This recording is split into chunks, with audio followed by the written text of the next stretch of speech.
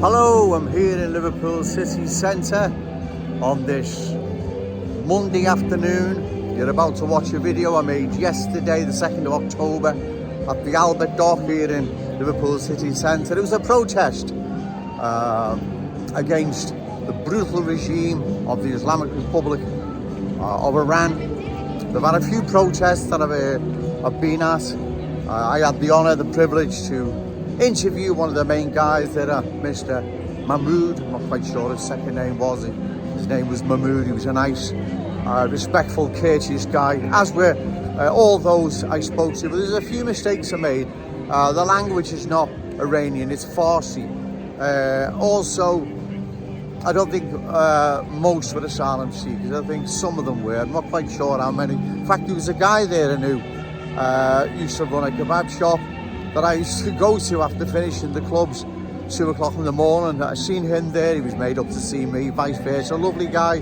He's now in the property business. Yeah, there's just a few mistakes. The language, and I don't think there were most asylum seekers. All the same, it's sparked worldwide condemnation after the death of Masa Amini, I think her name was stopped by the morality police over strict hijab laws. 3 days later, she was found dead in custody. So I covered that demonstration, and I'd say I was honoured and privileged to get an interview of Mahmoud, his name was. They were all lovely people, lovely guys. My opinion on it, well, anything that's militant Islam and is oppressive and brutal must be brought down. What are they going to replace it with? We shall see. But it was interesting talking to these people. And like I've said, they were very respectful. They were well-mannered. They were good people. I learned an awful lot from them. But I'll reserve my comments or my opinions, should I say, on what's happening in Iran at the moment. We'll just have to see how it all unfolds. Okay, thank you.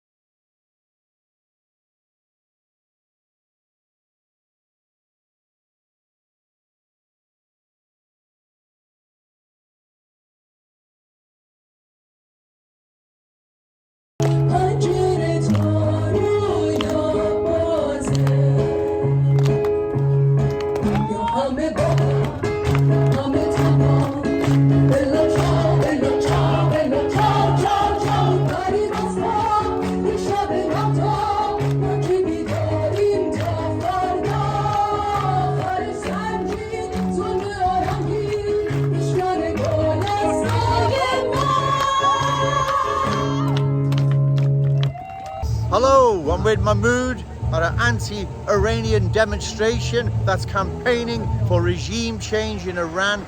I've just asked him, could he say a few words? Yeah.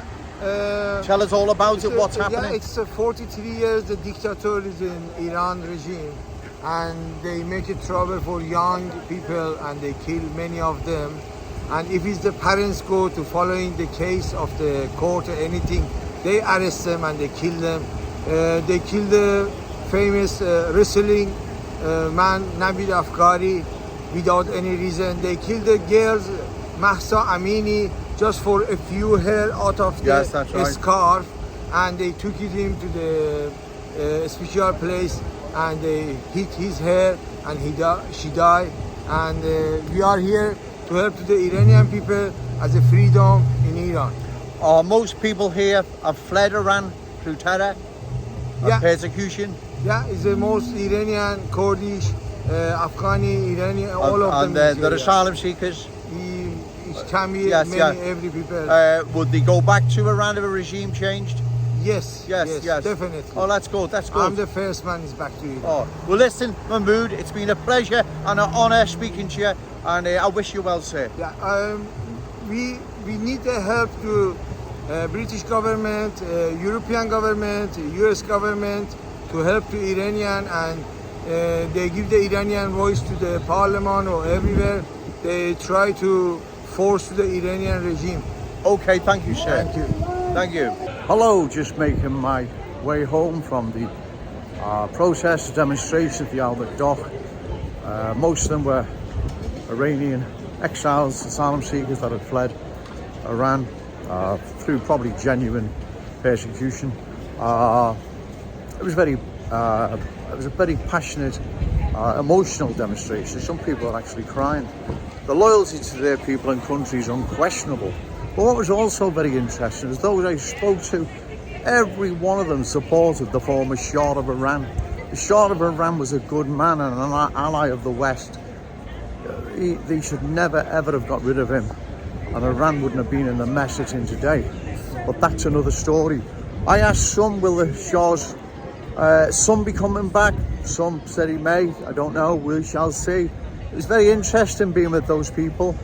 As I've said, most had fled persecution and they'd sought asylum here. Unlike the guy I'd previously interviewed, Mahmoud, I think his name was, he said that, you know, if regime change came, a lot would gladly go back to Iran, and that benefits us all, right?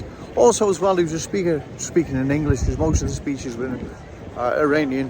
He was talking about the hijab, that it's not about faith, it's all about oppression. And the guy was right.